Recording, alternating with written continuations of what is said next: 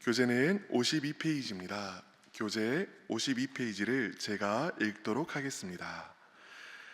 3장에서 하나님께서는 호세아에게 음행한 여자를 다시 데려오라고 명하십니다. 이는 이스라엘이 다른 신을 섬겼을지라도 하나님은 그들을 사랑하신 것을 나타냅니다. 4장은 부정한 이스라엘에 대해 계속해서 논쟁하시는 하나님을 보여줍니다. 먼저 하나님께서는 이스라엘이 악하기에 피조세계가 고통에 차 있다고 말씀하십니다. 그리고 하나님께서는 백성과 제사장을 심판하신 후 이교 예배를 책망하심으로 이스라엘의 부정을 낱낱이 드러내십니다. 존경하는 위 목사님께서 예전에 언급하신 책이 하나 있습니다. 아브라함 조슈아 헤셸의 예언자라는 책입니다. 책은 말합니다. 예언자는 누구인가? 바로 하나님의 정념, 디바인 파토스라고 하는데요. 하나님의 정념을 받은 자이다. 이것을 조금 더 쉽게 이렇게 풀어볼 수 있겠습니다. 예언자는 누구인가? 하나님의 마음에 공감하는 자이다. 그리고 공감은 말 그대로 같은 마음을 품는 것이지요. 여기 예를 들어서 자녀를 잃고 슬퍼하는 사람이 있다고 해보겠습니다. 이 사람은요, 어떤 위로를 들어도 위로받기를 거절합니다. 옆에 있는 사람이 아무리 공감을 잘해주고 위로를 잘해줘도 소용이 없지요. 그런데 이 사람이 유일하게 귀를 열고 그 위로를 받아들이는 사람이 있습니다. 누구일까요? 같은 아픔을 가진 사람입니다. 마찬가지로 자녀를 떠나보낸 사람의 위로는 똑같이 자녀를 떠나보낸 사람들만이 할 수 있다라는 것이지요. 참된 공감은 참된 처지에서부터 나옵니다. 하나님께서 호세아를 이 자리, 즉 하나님의 처지가 되는 자리로 부르셨습니다. 호세아가 하나님의 마음을 받기까지 호세아는 참으로 험난한 시간을 보냈습니다. 먼저 1장 2절을 함께 읽어보겠습니다. 여호와께서 처음 호세아에게 말씀하실 때 여호와께서 호세아에게 이르시되 너는 가서 음란한 여자를 맞이하여 음란한 자식들을 낳으라. 이 나라가 여호와를 떠나 크게 음란함이라 하시니. 그래서 호세아는 하나님의 말씀을 따라 몸을 파는 여인인 고멜과 결혼하게 됩니다. 여러분, 깨끗했던 선지자 호세아에게 이 일이 얼마나 괴로운 일이었을까요? 하나밖에 없는 아내를 호세아는 사랑하기 때문에 얻는 것이 아니라 오히려 그 여자가 부정하기 때문에 얻습니다. 여기까지만 해도 남자로서 견딜 수 없는 아픔이었으며 당시의 관습 속에서는 견딜 수 없는 수치였지요. 이렇게 얻은 아내는 이스르엘, 로 루아마, 로 암미 세 자녀를 얻습니다. 성경의 기술을 가만히 읽어보면요, 이스라엘은 호세아의 아이인 것이 분명합니다. 그런데 로 루아마, 로 암미는 이름부터가 의미심장합니다. 긍휼이 없다, 내 백성이 아니다. 이 무슨 말일까요? 대다수의 학자들은 나머지 두 아이 로 루아마, 로 암미를 호세아의 자녀가 아닌 것으로 생각합니다. 고멜이 세상이 좋아 세상으로 떠나서 세상 속에서 다른 남자와의 관계 속에서 낳은 아이들이라는 것이지요. 차라리 이렇게 아내와의 관계가 끝나는 것으로 정리되었다면 호세아의 마음이 오히려 더 나았을지도 모르겠습니다. 더 이상 고통을 헤집지 않아도 되니 호세아의 마음이 편했을지도 모르겠습니다. 그런데 그것으로 끝이 아닙니다. 하나님께서는 이번에 이렇게 말씀하십니다. 함께 3장 1절을 읽어보도록 하겠습니다. 오늘 본문 3장 1절입니다. 시작. 여호와께서 내게 이르시되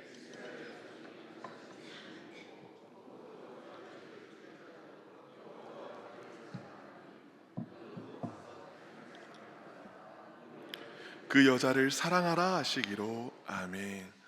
이 여인은요, 그러니까 고멜은 다른 신을 섬기고 건포도 과자를 즐기는 여인입니다.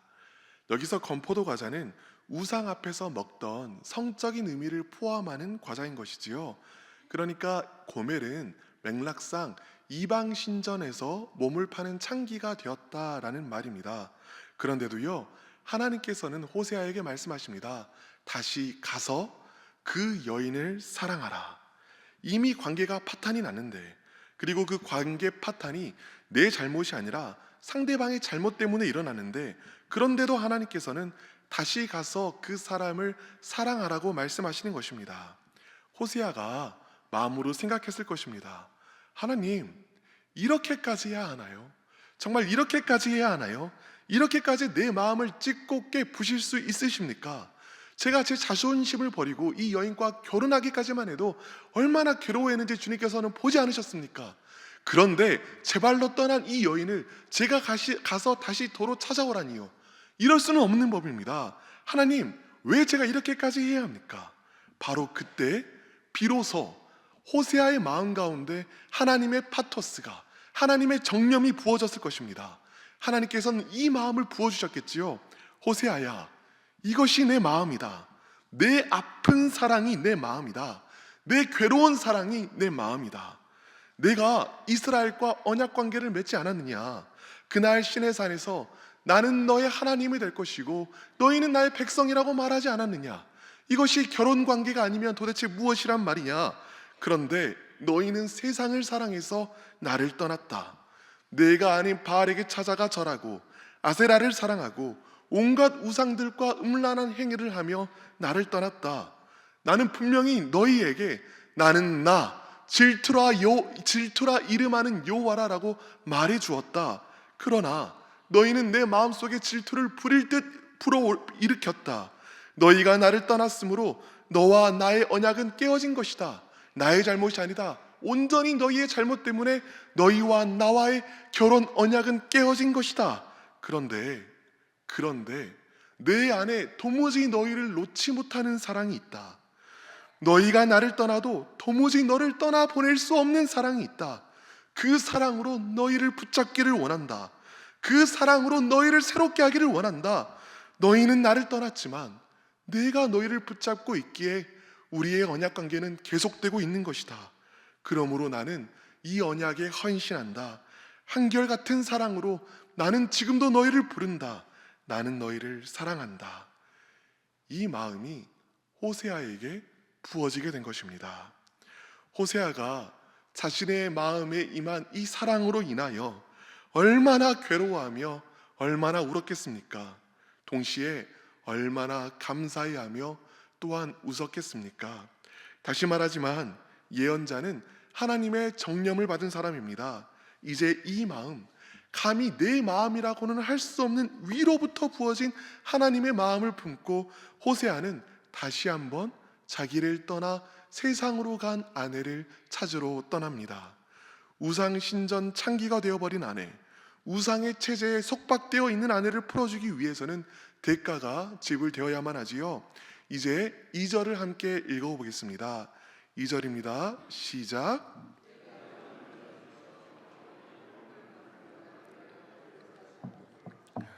은 15개와 보리 한 호멜 반으로 나를 위하여 그를 사고.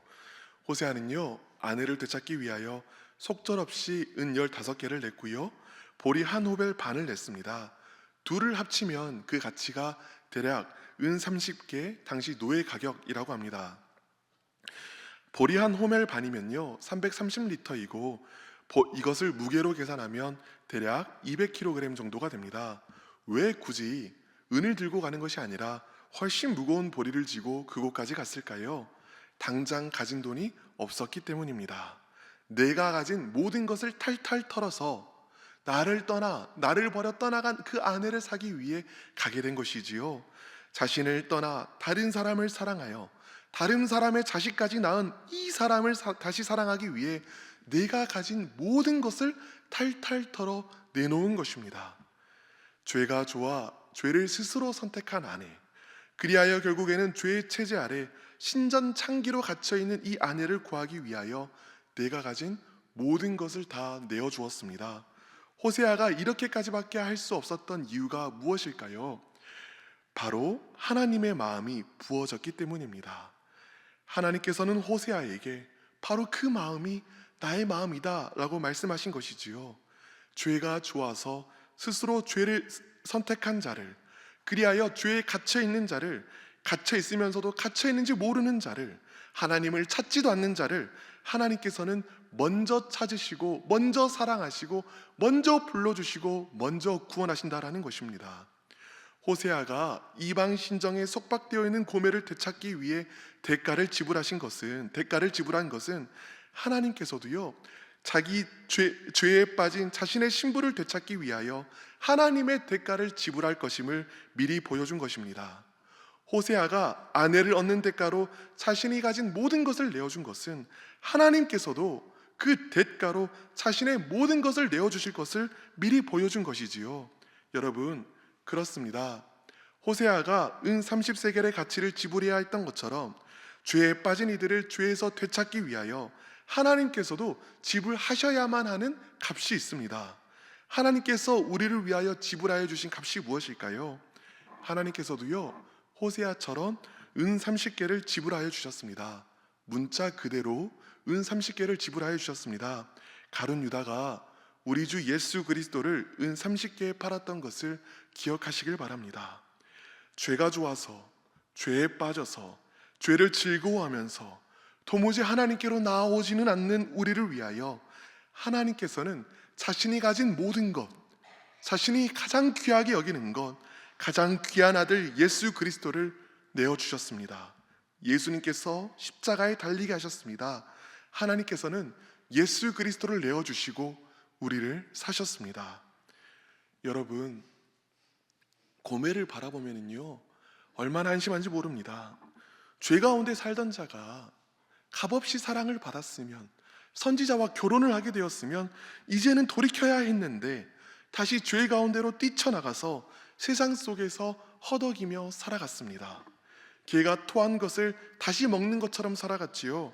그런데 이런 처참한 고멜의 모습 속에서 자신의 모습을 발견하는 사람들에게 복이 있습니다. 너무나 충격적인 선언이지만요, 또 너무나 괴로운 선언이지만 고멜의 모습이 나와 같다라고 탄식하는 자들에게 복이 있습니다. 쓰러지고 넘어지는 내가, 끊임없이 죄에 넘어지는 내가 고멜과 다름없다고 자신을 낮추는 자에게 복이 있습니다. 고멜이 곧 나와 같다라고 고백하는 사람들은 나를 찾아 멀리서 다가오는 호세아를 만나게 될 것입니다. 호세아의 이름 뜻이 무엇인 줄 아실까요? 바로 구원입니다. 그리고 예수님의 이름 뜻이 무엇입니까? 또한 구원입니다. 두 단어가 다 구원이라는 히브리어 단어 야샤에서 파생된 단어이지요. 오늘도 이 호세아의 말씀을 통하여 우리 주 예수 그리스도는 우리에게 찾아오셨습니다. 오늘도 선포되는 말씀을 통하여 우리 주 예수 그리스도께서는 우리를 사고자, 우리를 만나고자 이 자리 가운데 오셨고 지금 이 자리에 우리와 함께하고 계십니다.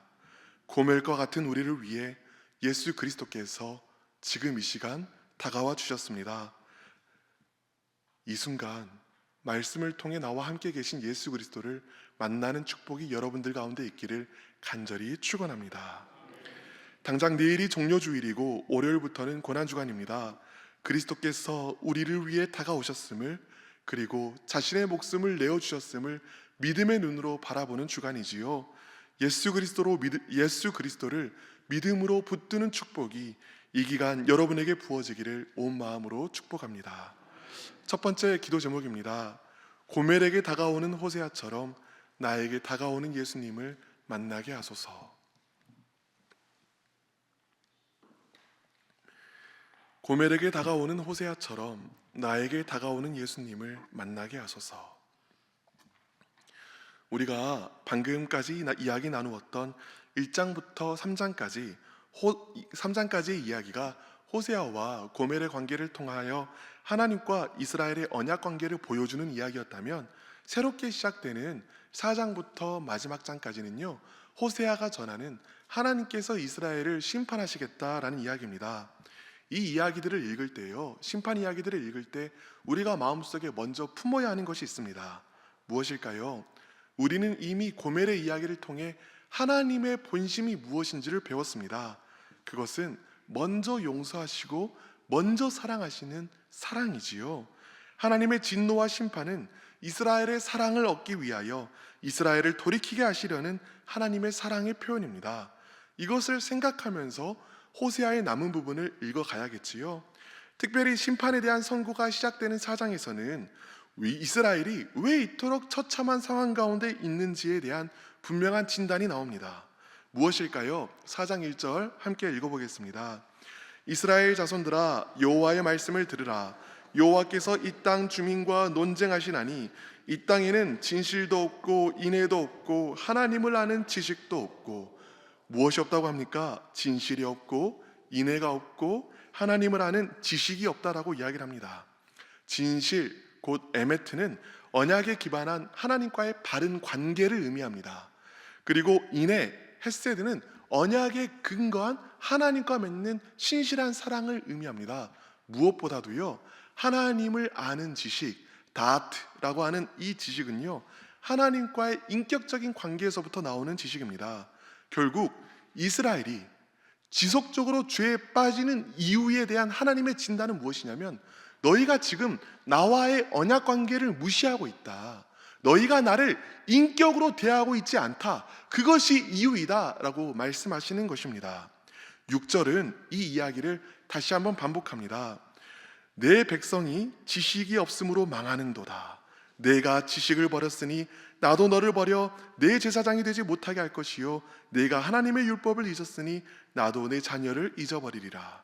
다시 한번 하나님께서는 무엇이 없어서 내 백성이 망한다라고 이야기하고 있지요? 지식이 없어서 망한다라고 이야기를 하고 있습니다. 이것이 4장 1절에서 나왔던 하나님을 아는 지식이 없다라고 말했을 때 그 지식, 다트와 동일한 헬라어 단어입니다.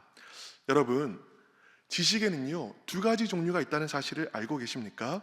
하나는 간단하게 표현하자면 암기할 수 있는 지식이 있습니다. 외울 수 있는 지식. 그리고 다른 하나는요, 경험할 수 있는 지식이 있습니다. 마찬가지로 하나님에 대해서도 두 가지 종류의 지식이 있겠지요. 암기할 수 있는 교리적인 지식, 이론적인 지식이 있습니다. 그리고 또 하나 어떤 것이 있겠습니까?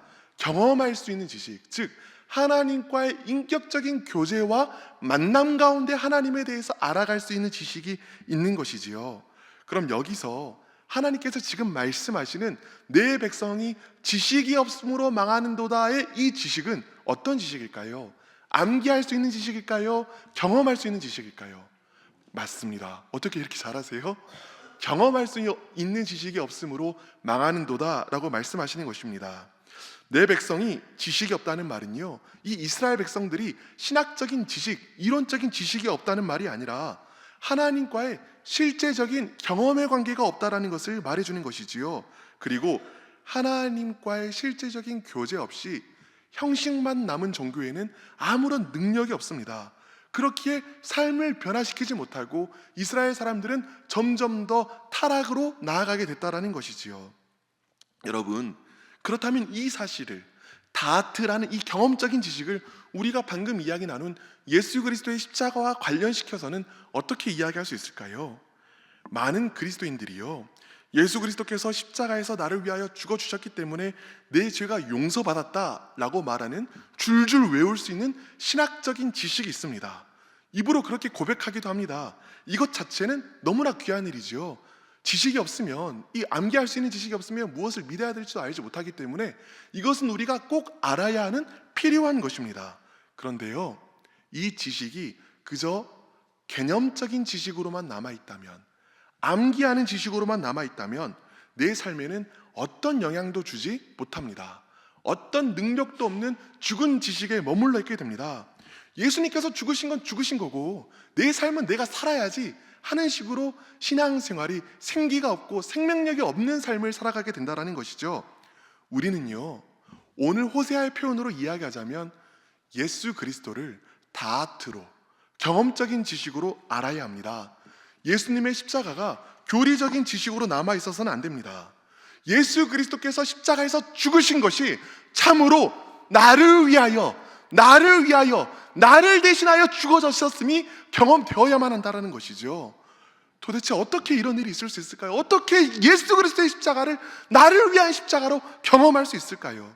여러분, 지식은요, 내 힘으로 얻을 수 있지만 하나님과의 실제적인 만남은 내 힘으로 행할 수가 없습니다.